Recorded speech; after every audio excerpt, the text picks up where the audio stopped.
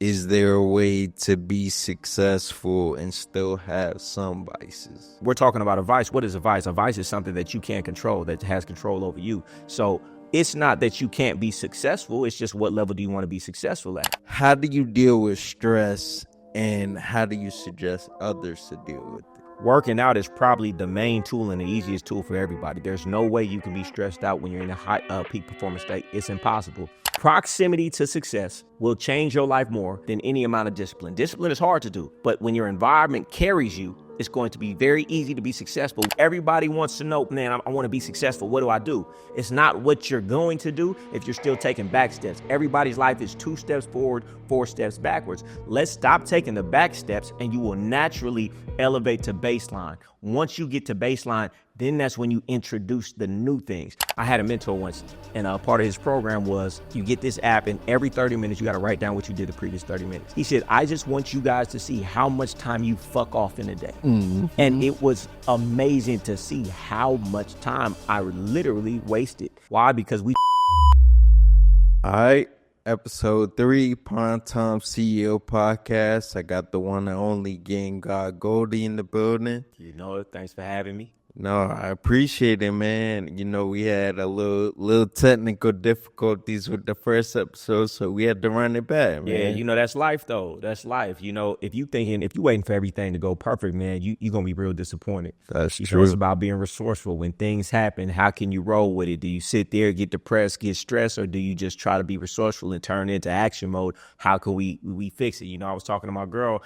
I was a little heartbroken. I thought it was a good episode. And she told me what I tell her all the time. She said, I'm going to tell you what you tell me all the time. You can't do nothing about it, so just move forward. And don't spend no time worrying about things you can't change. It happened. It's messed up. How can I move forward, and how can I prevent it from happening again? So that's a good lesson, you know, just with anything in life. Yeah, 100%, man. Speaking of stress, that kind of goes into my first question, because when you called me this morning, you told me that I was like, my initial reaction, I was like, damn, I got a little upset. But then instantly, I went and meditated, and these new questions just came to me, man. And I was like, exactly what you just said. You can't do nothing about it. The only thing you can do is grow and make a better episode. So, speaking of that, deal with stress, and how do you suggest others to deal with it?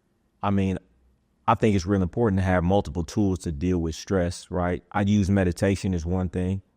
I also use eating clean as another way, because people don't understand they have a lot of anxiety. They have a lot of built up emotion and erratic behavior because they're not eating the right foods. You know, they're not burning a clean flame. You know, they're overindulging in alcohol and caffeine. So, you know, working out is probably the main tool and the easiest tool for everybody. There's no way you can be stressed out when you're in a high peak performance state. It's impossible. Try to go out there and run 2 miles as fast as you can, or run for 20 seconds, 20 minutes as fast as you can. You're not going to think about tomorrow. You're not going to think about yesterday. All you're going to think about is your breath, so you can keep from suffocating. Right. You know, right. So that's the best way. When you're in a peak performance state, it forces you into the present moment, which is what? Flow state. So the best way to do it, the easiest way to do it for me isn't even meditation. It's get into a peak performance state. Anytime I'm not feeling right, I tell people like this too. Stop trying to define yourself and define your life when you're in that low frequency negative stress state. If you're in a low frequency negative stress state, you're going to say, my life is falling apart. My life sucks. How are things going to get better? So instead of defining yourself in that low frequency state, identify, I'm not in the right state of mind. I'm not even going to think about my life or think about my problems, because it's just going to get worse. Let me go get a workout in. And then when I'm in that higher frequency state, then define my life. So working out is probably one of the easiest tools for everybody. I mean, if we were so elevated that we could just sit here and raise our vibration, man, we wouldn't have these problems in the first place. So I don't think many people are that enlightened. But, you know, meditation does help. And I just recently found out that meditating shrinks, I don't know if it's the amygdala or something in your brain. They've done studies where it shrinks something, your frontal cortex or something like that, something that's one of the reactionary things in your brain. So meditation for sure helps. Definitely, man. I mean, you put me up on knowledge right there just about, because I get stressed out sometimes, you know, with work and everything. But you're right. If you're constantly treating your body good, putting in good, it's hard for you to even get to that state, no matter the circumstance. Yeah, and I feel like it's also all about framing. Like, how are you framing things in your head? I'm gonna have a positive frame with it. The situation happened, and it took me a couple seconds, but once I got over it, you know what it was? Hey, things always work out in my favor. That's my ideology. Good or bad, it is what it is. Everything is working out in my favor, and because I truly believe that. Okay, what's the best thing I can get out of this? Okay, I'm gonna have more energy next time. He's gonna come with better questions next time. I'm gonna have a better outfit next time, and then we're gonna make it even better. So that's how I frame it. Somebody else would have framed, "Oh, woe is me. Bad things always happen. I'm so stupid." Well, that's just that's self-talk. You got to have better self-talk. 100%. And I'll give you one more gem, then I'm giving it back to you. Napoleon Hill, I read this book when I first went to jail, first book I ever read. He said, there is the seed of an equal or greater positive in every negative situation if you're willing to take the time to find it. And I truly believe that. And there's never been an instance in my life where something negative happened where I didn't have that mindset and didn't find something better. So I know it's just up to me. It's not for sure going to be there. You have to work and find it. But if you're willing to do the work and find it and really believe that, I truly believe every situation negative can be turned into an equal or greater positive. That's true, man. You preaching again, man. I appreciate it, man. That's true, man. You look at every negative situation and try to find the positive in it. It's not negative no more. That's 100%. You always mentioning vices, and how it's good to cut them out and live a clean life. I'm just curious. Do you think there's a way you can be successful and still have some vices? Man, that's a good question, because a lot of times I tell people my story about when I was smoking and my life became stagnant. I stopped smoking immediately. My life went up. Everybody's in the comments, man, you just wasn't the person that smoked. Man, I smoke and I still get things done. My question to you is, well, how great do you want to be? Mm-hmm. Right? Because if we're talking about a vice, what is a vice? A vice is something that you can't control, that has control over you. So it's not that you can't be successful. It's just, what level do you want to be successful at? I define success to me, not what I obtain, but how much control I have over my life and my disciplines and being able to restrain and refrain from those things that I know I shouldn't do. So if there's a vice, that means you can't control that. And to me, that's not success. Also, how you do anything is how you do everything. They talk about how weed is a gateway drug. I think everything that weakens discipline weakens other areas of discipline. The same way every strength that you build affects every other area. So every vice is just holding you back a little bit in other areas, because it's a cascading effect. It's a domino effect. So I feel like you just got to ask yourself, well, how much more successful could I be if I didn't? And, it's up to you how successful you want to be. I'll tell you what, though, people say, oh, Snoop Dogg, he smokes weed. Okay, how much more successful do you think he'd be if he didn't, though? True. That's true, man. Yeah. So it's like, man, how great do you want to be? I want to reach my potential in every area. I want to see how great I can be. I feel like that's the point of life. So if every vice that I can cut out gives me another level to who I can be, shoot, I'm going to cut out every single last one of them. I like that, man. I hope everybody's listening, paying attention, man, because those are the keys, man. It's not, like people say weed's not that bad, alcohol's not that bad. They can still function, they can still do whatever off it. And in reality, like you were saying, just try to go without it for a little bit and just notice how much better your life is, man. For one, your breath will start smelling better. For one, man, with the weed and the alcohol, they both make it better. People don't understand how much time it takes to roll up, to go to the store, to buy some backwoods, to roll up, to clean up, to make sure you're smelling fresh before you go in somewhere, so people don't. And then you're altering your state of mind, not in a positive way. You know? So it's like, my thing is this: keep smoking. The more you smoke, the more easy it is to be successful. I say it's easier now to be successful than any other time. People will actually argue for their limitations. They will argue me down about why they should still smoke. How easy it is to be successful. I hope you smoke. I hope you oversleep. It's hard enough to discipline what you're putting in your mouth. It's hard enough to do what you're supposed to do. It's hard enough to get up and stay sharp and all the things. It's already hard enough. Why would I put something else in my way to make all of these things I'm trying to do even harder? That is the definition of self-sabotaging behavior. Mm-hmm. Smoking weed is self-sabotaging behavior. This does nothing but make everything you're trying to do harder, yet you still do it and complain you're not where you want to be. Say it again, But man. you know For the they people in the gonna hit back. it, man. They come for your neck when you try to pull a drug out their mouth. They do. They do. You know, that's that serious addiction, you Yeah. Oh know. man, it's so annoying, man. Like you be with around people who smoke. So I don't even hang out with people who smoke too much anymore. Oh, they always got to take a smoking break. Hey, before we go in here, let me roll up real quick. They gonna Yeah. ask me, man, I don't even smoke. You really gonna ask me, can you smoke in my car? How disrespectful is that? You are such a fiend. You are throwing character out the window to ask me something you know you shouldn't be asking me, right? Oh, I can't eat before I smoke. I mean, I gotta smoke before I eat. Just all of these nonsensical things. It's like you're really an addict, and which Yeah. means you're not in control. And I hate to not be in control. 100%, man. Every man that's out there listening, man, you want to take control of your life, take control of your vices, man. I agree. How can you have your woman respect you when you are dependent on this substance? This substance has a hold on you. How could she look to you for respect and look at you with respect when you have things that are holding you back like that? You know, it's just 100%. if you want to be a man of respect and people to respect you, you don't want to have any vices. Let everybody else around you have vices, and they'll look up to you as a person. Dang, he has none. I wish I was like him. That's a leader. That's the one people are gonna follow. I don't want to follow somebody who got to smoke every 10 minutes. I don't want to follow somebody who has to alter their state of mind to do things. You know, that's not somebody I want to follow. 100%, man. I agree with that. Moving on, man. A little segue.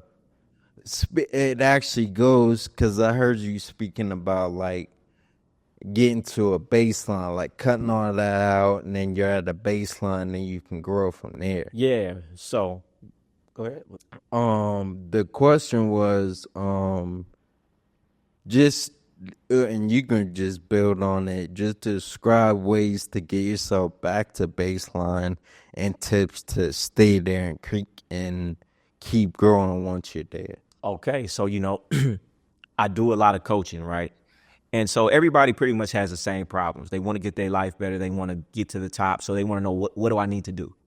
So it's not about what you do, right? It's about not doing the things that take you backwards, not smoking, not skipping the gym, not eating bad, shutting down that poor relationship with that woman or those friends who are a bad influence. It's a removal process. Everybody wants to know, man, I want to be successful. What do I do? It's not what you're going to do if you're still taking back steps. Everybody's life is 2 steps forward, 4 steps backwards. Let's stop taking the back steps and you will naturally elevate to baseline. Once you get to baseline, then that's when you introduce the new things. And that's why most people fail when trying to change their life, because they don't realize they're adding new things, but they're still doing the bad things, taking them backwards. So they really remain stagnant. And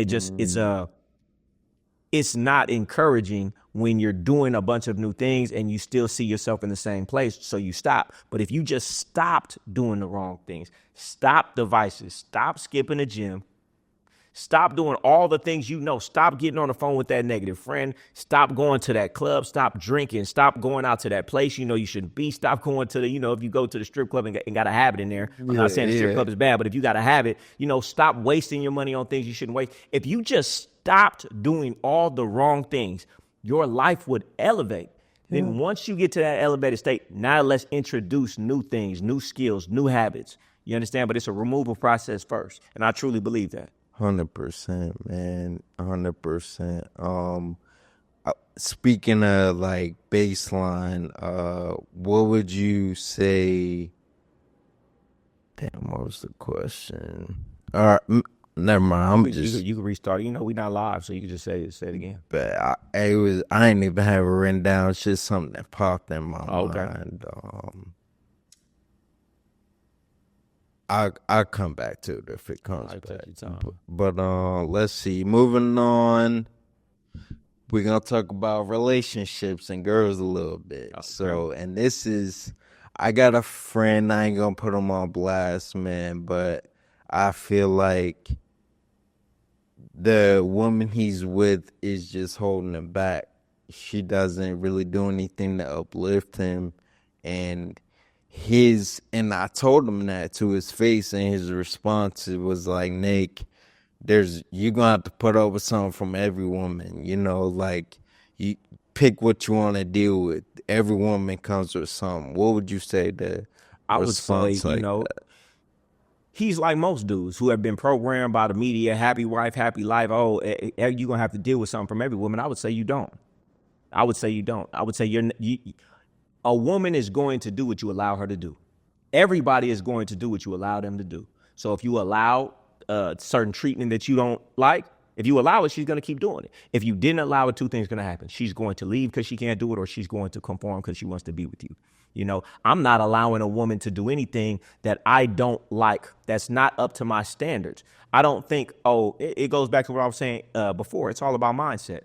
I feel like I don't have to settle. I feel like every woman should raise her standards to mine.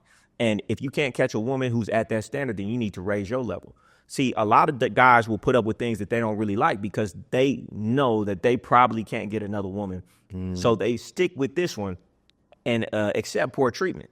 That's why I'm an advocate always working on yourself. As long as I can get better, I can catch better. As long as I can become this top 1% human being in every area of life, guess what? I'm going to be able to have women who are going to conform to whatever because I'm such a catch and such a prize. Plus, you don't know the dangers of dealing with a woman who doesn't treat you and behave in the manner that you feel like you should be treated, because subconsciously it will chip away at your self-image. And if you've ever read Psycho-Cybernetics or any of the literature on it, your self-image defines and guides your life. No matter how capable you are, skilled you are, if your self-image is low, you will not even be able to perform at the capacity of your skills. And when a woman comes in the house every day and treats you less than a king, talks to you like you less than a king, treats you less than you feel like you are, subconsciously, because you accept it, it's because you feel like you're that, and you will start to think you're less, and then you will not even be able to perform outside the house at your best. So I take it very serious. I would rather be by myself because then I can control how I feel. But if you let anybody come in and treat you less than you deserve, that's a confirmation that you feel like that's what you deserve because you accept it. So I would tell him, man, work on yourself, build some self-worth in yourself. And once you treat yourself to the utmost, you don't drink, you don't smoke, you go to the gym every day, you eat healthy. Once you treat yourself with the utmost respect, anyone else has to come into your life and treat you at that same level. Otherwise, it will be, but we don't treat ourselves well. We don't treat ourselves good. We do this, we do that. We do things that aren't reflective of self-love. So therefore, when a woman comes in, she gets to treat you at that same standard. It's the same. But when you treat yourself up here, everybody, male, female, has to come in, treat me like this. Otherwise, you're going to walk away because it's beneath your standard. So raise your own personal standard first. 100%, man. I couldn't have said it better myself, man. That was similar to my response to him, but some people just learn better by going through it, You know what I would say also to that, man, because I've tried to change a lot of people. The best way to change somebody is to be so successful that they come ask you. People, especially, it's hard to teach people in proximity. In proximity, I can't teach anybody anything. Why? Because they feel like they know you. In proximity, they don't want to listen. You can probably reach somebody through this camera before you can reach somebody right next to you, but the information is the same. But because of the proximity, it's something about being close to somebody and knowing somebody that you have to be so successful before people next to you listen to you. It just is what it is. So I tell people all the time, if you really want to change that person in your family, if you really want to change your best friend, you know what you have to do?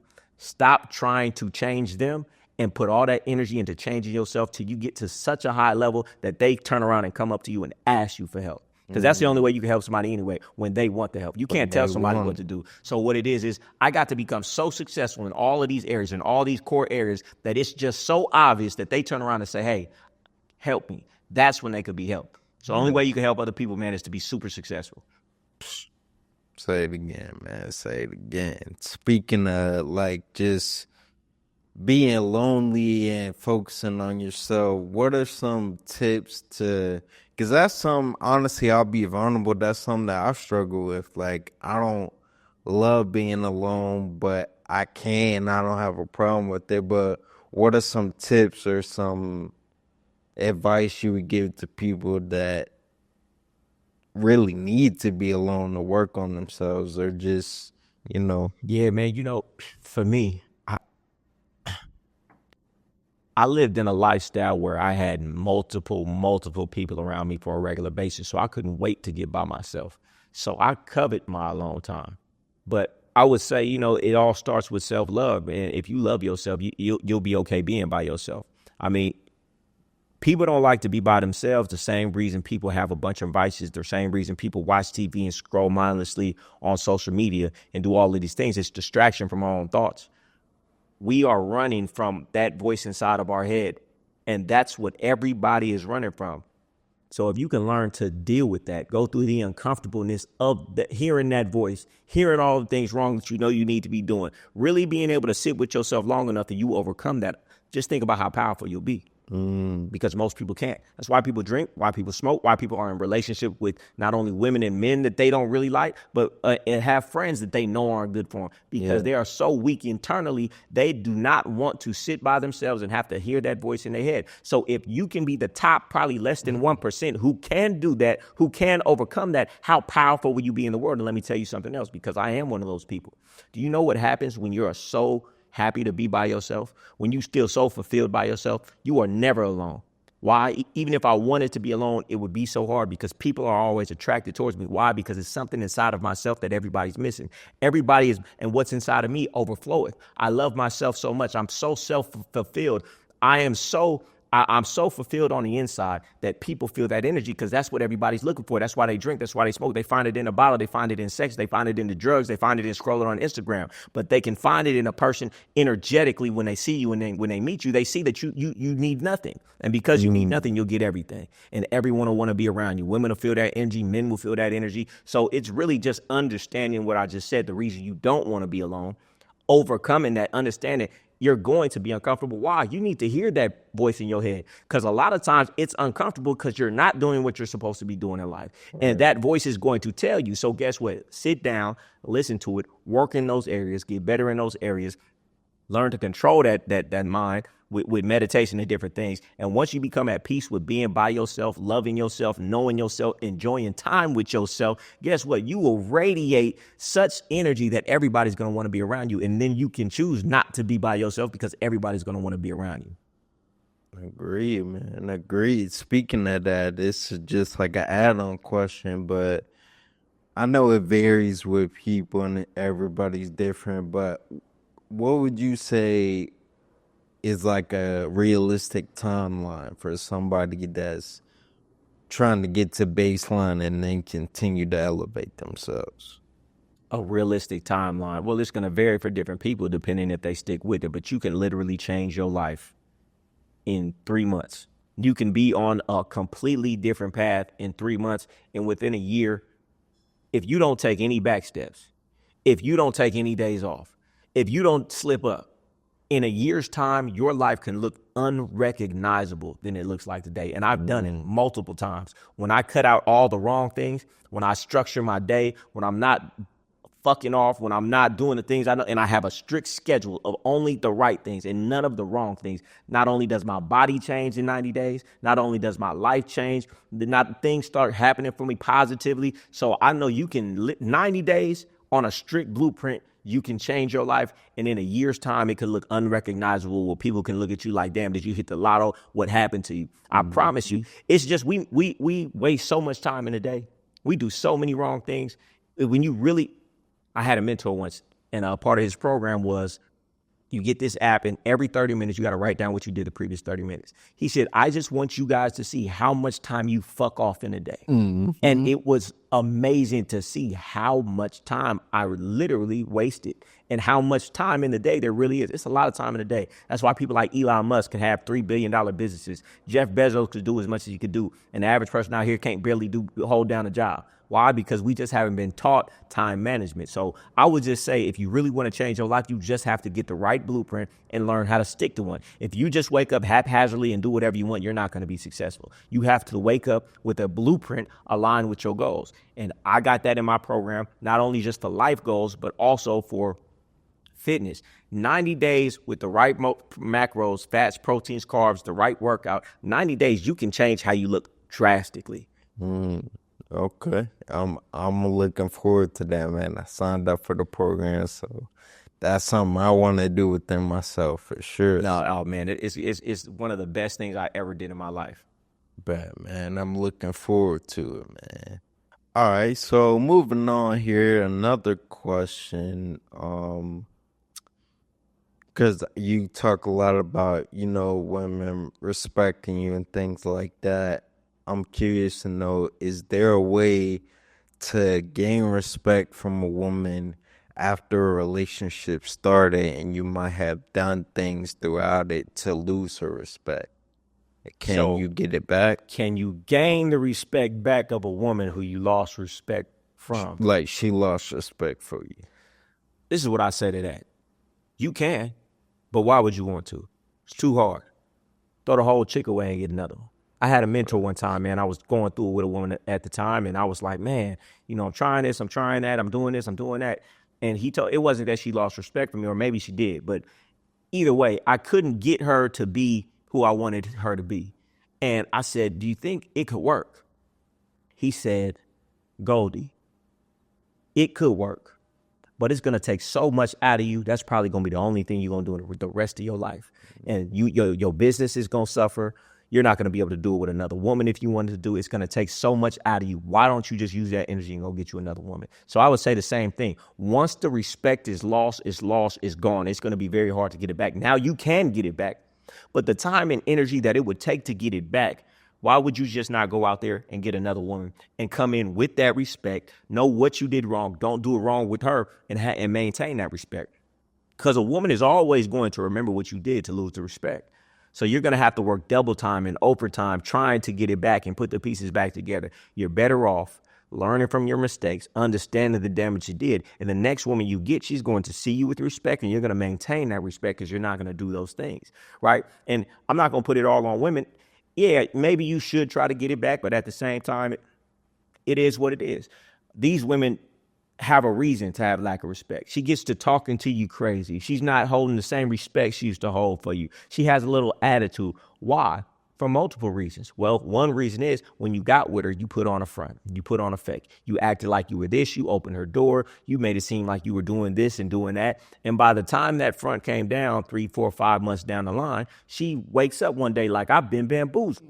Who is this man? Yeah. But she's in love with you. She's made a connection with you. So now she just resents you and she talks to you crazy.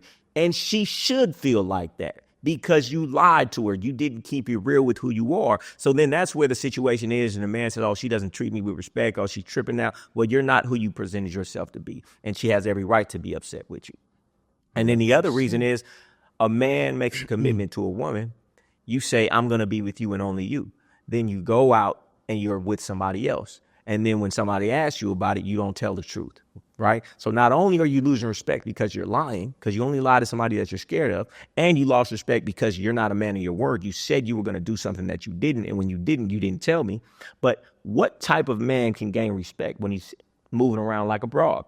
He's got a second phone, a second app, saving names as different names. He's sneaking at the house, tiptoeing out the house that he pays for or maybe doesn't pay for. That is not respectable behavior. And you're not going to have respect from a woman or a man when you're displaying non-respectable behavior. If you're sneaking around like a little broad, you think that woman's going to respect you? She'd respect you. She may not be with you, but she'll respect you more if you look her dead in her face and say, listen, this is what happened. Now, if you choose to stay with me, maybe we can fix it, but I got to let you know. I'd rather her walk out the door with my head held high and respect with her than her stay, because I know the situation is going to end regardless anyway, because once the respect is gone, the relationship is gone not too far after that. But if she leaves, but I still maintain my respect as a man in her eyes, then I'll always have action back at that woman in the proper manner. Facts, man. That's true. Do you think that, damn, let me see.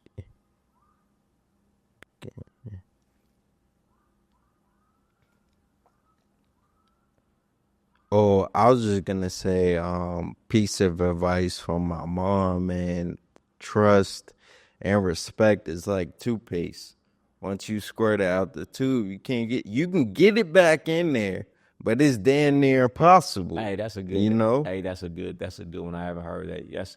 Just like that. Yep. Yeah, you can do it, but it's like I said, it's going to be so hard. It's better to just go buy another tube. Exactly. It's not going to flow out the same. Everything going to be different. Nah, that's real. That's real. And people should think about that in every area, not just with a woman. When you lie, when you do something out of character, man, it's really hard to get that character back. You do one thing, and people will look at you crazy no matter. You do 100 things right, there's still going to be that one thing you did. Yep. 100%. Let's see. We kind of spoke on this in the last, like in the first episode we did, but I kind of like your response, so I'm gonna ask you again. It's kind of a different question. What advice would you give to someone in their hometown and wants to grow, but moving might not be an option for? There's no reason. There is no reason that moving is not an option. It may be uncomfortable. It may be hard to do, but there's no reason that moving is not an option. And moving, proximity is everything. If you want to predict somebody's life, you can look at their zip code. That's what insurance companies do. By when you're going to die, what habits you might have, what your health might be, by zip code. Because proximity is way more powerful than anything else. You have to be damn near a genius to be able to be in a poor environment and make it out, or be in an environment and supersede what's going on there. And most people are not that strong, right? That's why, they got neighborhood heroes, because there's the one that got out. Why? Because that was the anomaly. You think you're going to be an anomaly? Well, all right, you're playing lottery with your life. And what if you don't?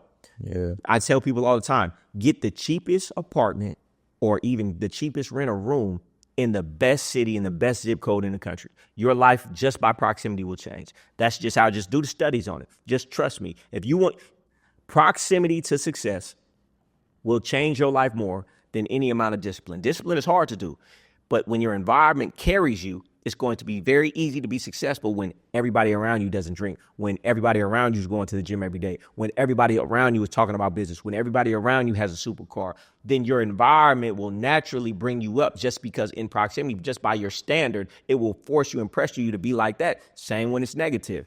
If it's a negative environment, people's doing everything wrong. Seldom do people start doing drugs because they just woke up one day and say, I wonder what crack feels like. Yeah. It's always introduced by a man, a woman that you know, a friend, a family member, right? So most things in life, you aren't naturally going to be unsuccessful, right? It's other people around you that influence those things. So what you need to do is get around people who are going to influence you in the positive. So, and most of the time that's going to come with areas of more wealth.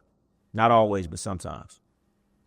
Agreed, man. And I'll tell you, like I've told you once before, people know, man, I jumped out of my hometown, and I didn't have to. I had some roommates. I decided to be homeless and move to Las Vegas and sleep in my car and shower at the gym because I so wanted more than where I was. I didn't have to. I put myself on that uncomfortable situation, and it changed my life.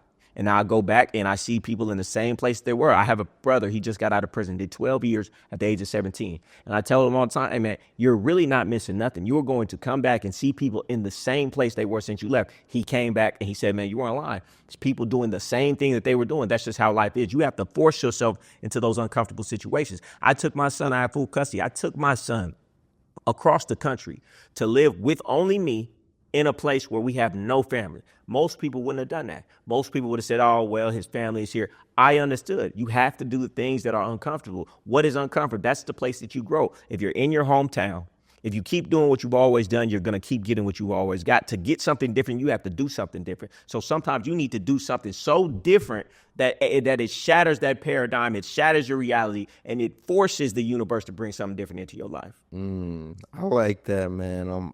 I'm taking your advice, man. I'm moving, man. I'm out of my home. Best thing I ever did. Like, it's the biggest cheat code from when I left my hometown and moved to Vegas. The biggest jump in my life, because it forces you to do something different. It forces you to come up with ideas. When your back is against the wall, you get creative ideas. When your back against the wall, you have to dig deep. When you're back against the wall, you take the time to sit and focus, right? But when you're too comfortable, you're not forced into that. So it forces that. And then when I did it again, when I went to Atlanta and then went from Atlanta to here with my son, listen, it was the biggest level up I ever had in my life. Being around success, being around everybody doing things, it's going to be the best thing that you ever do in your life. I'm looking forward to it. And the more uncomfortable it is, the more you should know that's when you run to it. Identify, it's the things you don't want to do that gives you the most uncomfortable and anxiety feeling that you know you need to do, because that's where the biggest amount of growth is going to be. So if you could just, that's what I say, it's all about paradigm and framework. If you could start framing things differently, when I had that anxiety feeling, okay, this is where the growth is. If you start thinking like that, then anxiety won't break you down. It'll actually energize you, because you know on the other side of it is the biggest growth you're going to get. I tell people all the time, like, if you have vices and you have problems, guess what? You have an opportunity that everybody else doesn't, because every time you have the urge for that vice or for that addiction, Every time you can overcome it, you build strength, and you only build strength with resistance. In the gym, you would not be able to build muscles without resistance. So a lot of people in life who don't have any resistance, you can see them in life. They don't have as much character. They don't have as much depth. They don't have as much wisdom, right? So you should see an opportunity in when things go wrong, when there's a lot of pressure on you, because on the other side of that, you're building a growth in yourself. I like that, man. It's all internal, man, you know? All internal. For sure. So this is something that I just wanted to ask you. I don't really know like what your relation, if your parents are still in your life or not, but mine are. And you know, I've been through some things, been through some ups and downs in my life. Communication was good, communication was bad, it fell off. So how would you advise somebody to keep good communication with their parents, or just whoever raised them, you know, whoever told them right from wrong, um about what you want in life, because that's not always the easiest thing. And a lot of times I feel like when I talk to my parents, sometimes like they give me a lot of good advice, they point me in the right direction, they would never tell me anything wrong, but I feel like a piece of them just wants to keep me as the kid Nick and just keep me right there with them how I was when I was growing up, you know. So how would you It's a lot. combat that? It's a lot of layers to that question. I'll say this, got right? A lot of times people need to get away from their parents to become successful, because their parents give them all the wrong information, because your parents probably aren't where you want to be. It's a different day and time. Not even if they were successful in their time, it's a new time, and what worked then isn't going to work now. Yeah, maybe 20 years ago you went to college, you know, you got a degree, you got a good job. Maybe that worked. That doesn't work now. So how can they tell you something that's not going to work now? You shouldn't listen to people who aren't where you want to be, because people can only tell you how to get to where they are. If they could tell you how to be successful, they'd be successful. That's no knock to them. So the thing is, when I'm talking to my mother, I'm not talking about what I'm doing. I already know my mom. You know, she lives in the same city that she grew up in. Okay. So there's certain things that I'm not going to ask her. And even if she means well, you have to be very careful of those seeds that are planted in your subconscious mind of doubt. So it's some things I won't even tell my mom, because I know where she's coming from. I know she's going to it's already hard enough for me to do it. There's already a lot of anxiety behind doing it. I already have a lot of self-doubt about doing it. So I'm not even going to bring it up to her to even plant anything else in my mind about it. If we get to talking on that subject, I'm just going to not respond. I'm going to get off the phone. But I'll talk to her about things that have nothing to do with those things, so I can keep the communication right. But if she's too much hitting me with negativity about the things I'm doing, then I will stop talking to her. I will stop talking to anyone who is getting and obstructing my dreams. And a lot of times it will be your family. But once you start to do what you're supposed to do, and you draw that line, like, listen, I don't want to talk about that. You're being negative about my dreams. So if we're going to have a conversation, I want you to not talk about that. And if you can't do that, then we're not going to talk. Right? And if they love you, they'll respect that. And if they don't, hey, you love your parents or you love yourself and your dreams more. Man, I love my dreams more. You know what I'm saying? And then it's one of those things, like I said, man, just don't take advice from people who aren't where you want to be. Yeah, I could take a lot of advice, family advice from my mom. I could take advice about, you know, she knows the right medicines and the herbs and the things like that. She can tell me how to have a good relationship with people in my family, but she can't tell me about this success right here. Yeah. So therefore, I'm not going to listen to her about it. And see, that's where it gets a little complicated for me, because my parents are pretty successful. They've been entrepreneurs their whole life. They live a good life, you know. So it's like I want to listen to them because I obviously want what they have. But like you were saying, do you love yourself and your dreams more? Or you love them more, you know? And you gotta. Yeah, I like that, man. I like that. That's a good philosophy. Yeah, and I've even heard it from my mentors and things of that nature. They would even say, like, yeah, you should listen to me, but you should ultimately listen to yourself, because it's a lot. Because what they can do, they say you can do bigger and better. I was listening to something T-Pain was talking about, and he said if he'd have listened to everybody who gave him advice in the music industry, he would have stopped using that. What was it? What is that thing? Yeah, if T-Pain would have listened to everybody else that he knew in the music industry, and he would have stopped using auto-tune, which made him famous, right? The advice from all of these greats like Usher and Snoop Dogg and oh, this is a gimmick, oh, you're ruining the music, this, that, and the third. He said if he listened to those people, he would have stopped using the thing that made him famous. So even people ahead of you still don't know. It's always a new uncharted path. So it's one of those things. You just have to branch out, and you just got to let people know, listen, if I'm going to fail, then guess what? I'm going to try and fail, because fail is not failing. Failing is just a lesson that I haven't learned yet, but I got to do it. 100%. I feel like the biggest thing that most people do, and I see it, like being coddled by their parents, because as a parent myself, you want your kids to not go through no hardship. You don't want them to fall. You don't want them to fail. But every time I failed and all the hardship I went to made me into who I am, and I wouldn't be who I am without that. So to deprive your kids of that is almost to give them a disease and a handicap, because that's the only way to become strong. And I've seen it in people that I know. I've seen it in friends that I have. People out here, and I'm not saying for your situation, but in general, people out here are raising their kids like they got some trust fund for them to be into. They're doing this for them. They're doing this for them. They're coddling them from this. They're setting them up over here. Then they get out in the house at 18, and then they wonder why these kids can't figure their life out, and they're stressed out in this because you did everything for them. You acted like they were going to turn 18 and get a trust fund or something. Now they have to go out into the regular world where nobody's going to coddle them and see how life really is. So the best thing you would do for your kids is make it hard, because that makes you develop the character. And going out there and branching out and figuring things out on your own, possibly failing, that's what makes you who you want to be. Yeah, 100%. Your failures define your success, man. 100%. Speaking of that, does money define success to you, or if not, what does? Oh yeah, it's a part of it for sure. And then in society, I mean, if you say money doesn't define success, it's kind of like, all right, sounds good. Well, give me all yours then, if that makes sense. You know what I'm saying? It's a part of it, because if you can't figure that part out, it's going to be very hard to have a good life without money. Because as long as you don't have money, you can't be free. I don't know anybody who could be successful who's not free. I say it all the time, man. You don't even know what you want. You don't even know what you like. You have been having to pick from certain options because you don't have enough money. You go to the restaurant and you order the same thing every single time because you don't have an exorbitant amount of wealth to say, oh, just let me try everything on the menu. Yeah. No, you have to get what you know you like, because you don't want to waste your money because you don't have enough. So you don't even know what you like. You haven't even traveled to enough places. You haven't had the time to read enough books. You haven't had the time to explore and get teachers for different instruments. You might be a savant at something, but you'll never know because you don't have the time and the energy to know. So I say all the time, man, just to live a fulfilled life, you have to have money, because it takes money to do everything. Now, is that all success? No, but that's a part of it, and we can't leave that out. Yeah.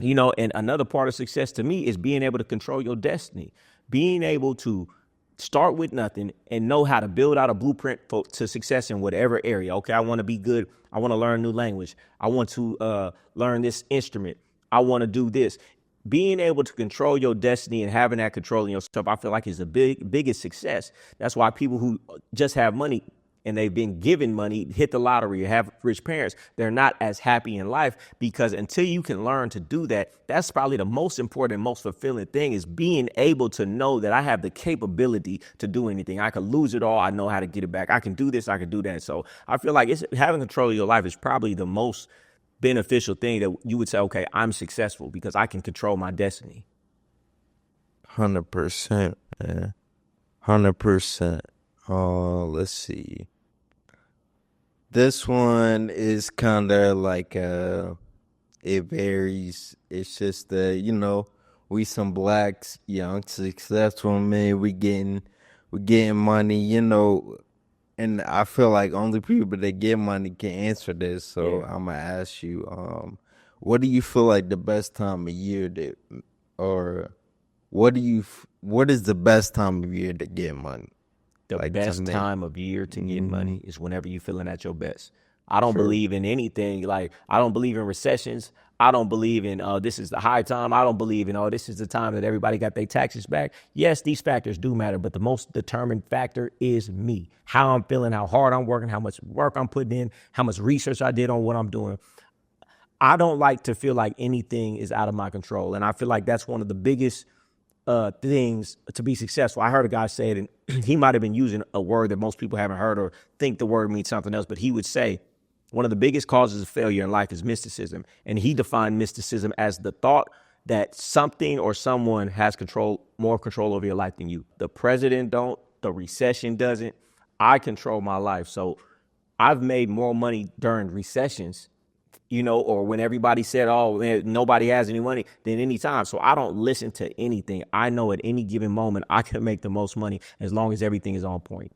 100%. Once you get to thinking, oh, this is the best time to make money, guess what happens? You're over there waiting till that time to really spring into action. So I feel like it's real dangerous. Not to say there's not validity in it, right? It is. But like I said, for most people, you have not fully optimized your work ethic. You have not fully optimized what you're doing yet to where that's the biggest factor.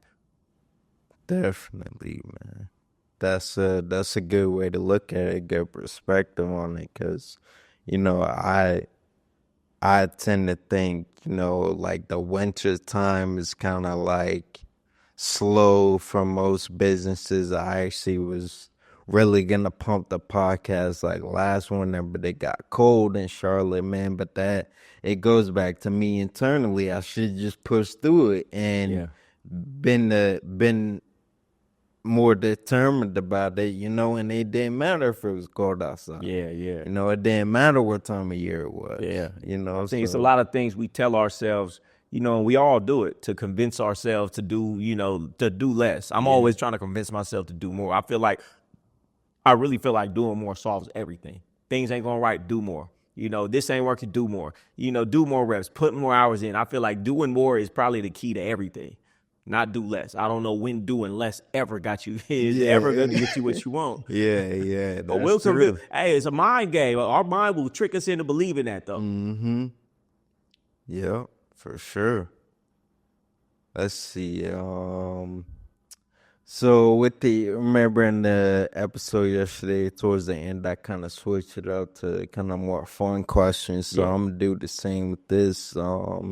What's your favorite clothing brand, man? My favorite clothing brand is mine, Game God, at GameGodShop.com, Definitely. You got to be a game god, man, and people get it confused. I'm not the only game god. Game god is a term. What is game? Wisdom, knowledge, and understanding. What is a god? Supreme being, man. You have to be the supreme ruler of yourself. Like I say, it's very important. Control the controllables, control your life, having discipline, being able to restrain and refrain, and having wisdom. I believe those two things are the most important things. Developing wisdom, developing knowledge, developing experience, developing skills, and then with that, being able to control your day, control your mind, to control the controllables. Those two things are the most important things. So, Game God, the clothing brand.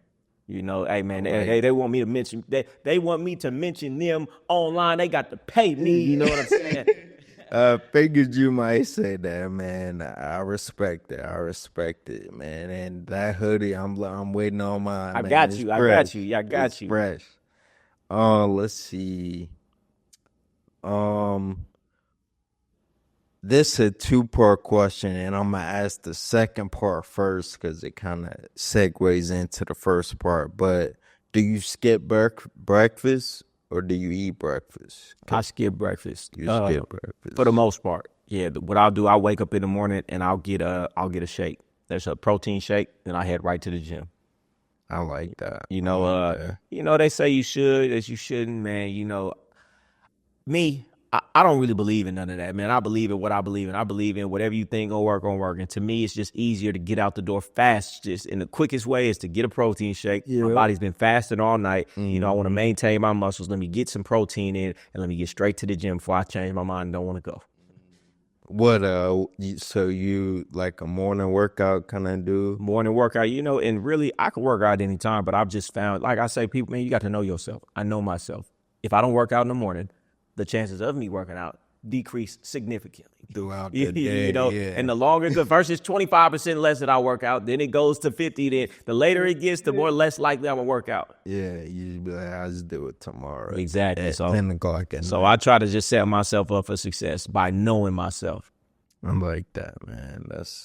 That's knowledge, man. That's game. That's why I had you on here, man. You're very intelligent, man.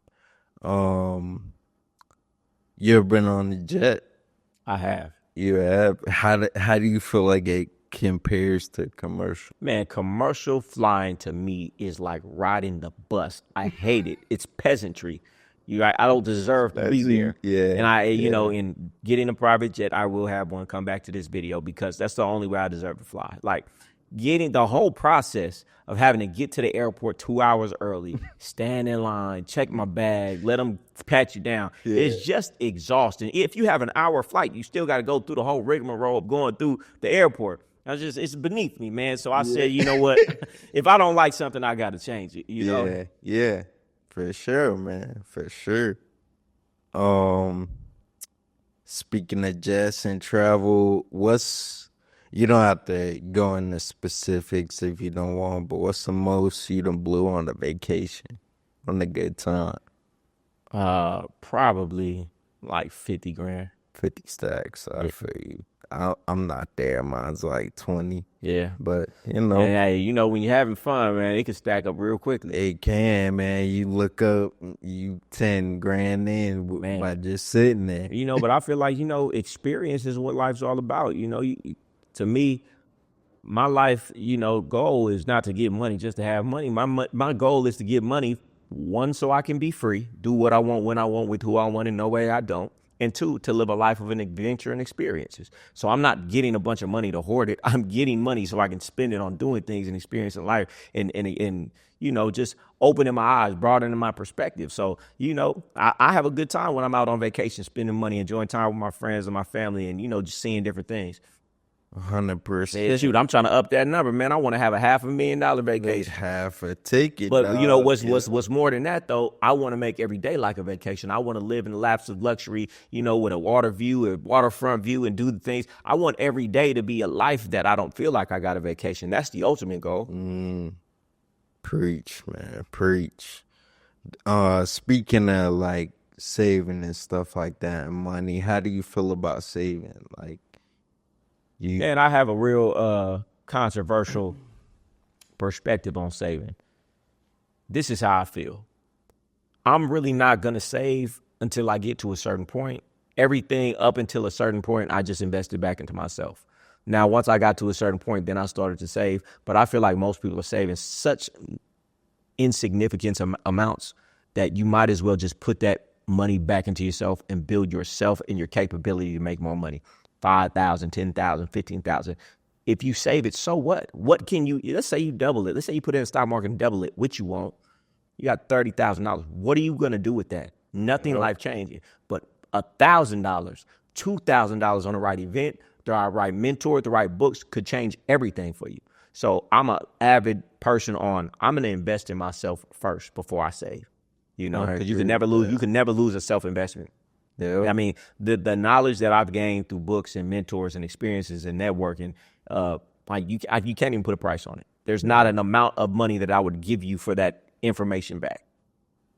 Yeah, man. That, to give you a little personal story, that same friend I was asking you about the girl about, we was in the mall, he was showing me his bank account. He had like, I won't say how much, couple thousand in there, and it was actually when I bought these glasses, man. We was in the Cartier store. I dropped a couple thousand on them, and I was like, man, why don't you get a pair? And he was like, man, nah, I gotta save this money. And I'm like, man, for what? Like, what are you saving it for? Why don't you say you want to do this, you say you want to do that. Why don't you spend some money in here on something that will elevate what you're trying to do? Man, we think the same. I feel like not everybody successful think like that, but I think on different level, you think of things differently. Yeah. Those glasses are an investment. If for nothing more, it makes you feel better. You see a little better. Your frequency is better. And when your frequency is better, everything you touch turns to gold. Hey, when I put the chains on, when I put the suit on, when I'm driving in a Rolls Royce, I feel different. When I feel different, I act different. When I act different, I produce better results. And so it matters then when you hopping out and you not feeling your best. Guess what? You're not going to act your best. You're not going to attract your best. Hey, man, you want a top woman, you want a great woman and have a great relationship. Hey, man, you better be outside looking good and looking your best and feeling your best and radiating a positive, loving, excited energy. And that's what happens when I got the suit on, when I got the designer on, when I got the jewelry on, when I got the diamond Cartiers on. And people, they only value things tangible. Right. I understand that it's the things that are untangible that are probably the most valuable. You Yep. know? Things you can't buy. Man, people get around me, man, they gonna spend that money because it's what I do. Man, I'm gonna spend it to feel good. I'm gonna Right. spend Yeah. if I'm feeling good, I'm gonna do the work. And then guess Mm-hmm. what? It's gonna put my back against the wall. But guess what? You raise your standard. You raise your thermostat. Once you have a Rolls Royce, you can't go back to a Camry. You know, once you got the Cardis, you can't wear no Ray-Bans. Yeah. Right? So it just Yep. puts you at a new standard. And guess what? Whatever standard you're at, you're gonna figure out a way to stay there. So it almost forces your level up. Yep. I agree with that, man. You gotta have an abundance mindset, man. Too many people have a scarcity mindset, but you have to start spending to start getting that abundance. Because when you spend $3,000 on some glasses, it's gonna be easy to ask somebody for $3,000. But guess what? If you always penny pinching, you're subconsciously gonna think everybody's like that. So if you're trying to sell something, you're not gonna be confident in it, which means you're not gonna put the right energy behind it, which means you're not gonna get the results because you don't even feel like people can spend that type of money because you wouldn't. Mm-hmm. You understand? I'm telling you. I'm trying to tell you. Man, y'all listen to him, man. This real game right here, man. But that was really all the questions I had. I was gonna ask you anything you want to know about me. I'm trying to, put myself out there. Anything you think I should just let the people know about me? Man, shoot, let these people know how you were riding in a Rolls Royce at 21 years old? Yeah, 22, yeah. Yeah. Man. I didn't get my first Rolls till I think like 25, 26. Yeah, man. It was, just putting myself in a good position, man, and a lot of times with cars like that, you got to trade up into them, and that's what I was doing, like I started with the like a C63, then I got a McLaren, then I got a Bentley. Oh, McLaren. Bentley. Oh, okay. Yeah, I know. I know. Tell these people, man, well, I'm curious. How do you put yourself in a position to be in those type of cars? Just I'm what's called a serial entrepreneur. Yeah. Man. My mind is always on money. Always on trying to, whatever the opportunity is, and like I said, I don't mind spending some money to make some money. Yeah. You know what I'm saying? Or like you said, like it goes hand in hand. Hand in hand. So. And I want to say something about that real quick, not to cut you off, but you said you always about some money. You always thinking about some money. I interview a lot of people. I talk to a lot of people, myself included. Earl Nightingale says, you get what you think about most of the time. And he said successful people think about making money and think about success all the time. That's almost all I think about. Yeah. So the fact that you said that, the fact that the last person I had on here said that, the fact that Earl Nightingale says that, man, you get what you think about most of the time. And most people are not obsessed about trying to get some money. Yep. 100%. Like you say, your frequency is what you frequent. Yeah. What you frequently see. That's a fact. What is your vibration? What are you putting into your brain every day? That's why I say, man, it's real important. What are you watching? Man, I'm going to put on YouTube. I'm going to put on Millionaire Visualization. I'm going to be looking at the mansions, the boats, the this, the that. I'm going to be looking at those houses. I'm going to get on realtor.com and look at how much do those houses cost over there. I'm going to go sit in the car. I'm going to go do the home shopping and do the open houses on the mansions. Like, I'm literally trying to put that in my consciousness. Whatever you focus on, you're going to see more of. So it's best to try to curate your environment to see more success than negative things. And that's why we were talking about earlier, your environment. If you get in a more successful environment, what you see, it's like when you buy a new car and then all of a sudden you see that car everywhere. It's because it's billions of bits of information coming through your brain every day. It filters stuff out. What does it filter out? It filters out what you don't pay attention to, right? So therefore, you want to identify what you want, success, and then guess what? It'll filter everything out. Then you'll see more opportunities. You'll see the right people. You'll see the right opportunity, or you'll create one. So I think it's very important to really be success conscious, like you just said you were, because then you're always going to be seeing those opportunities. Yep. It's gonna come to you a lot easier, man. You put yourself in a good position, a good mind frame, man. Only good things can happen, man. And it's easy for you to push out the negative. Cause it's like, I was watching, I'm pretty sure it was you, where you were like, look in the room and tell me everything.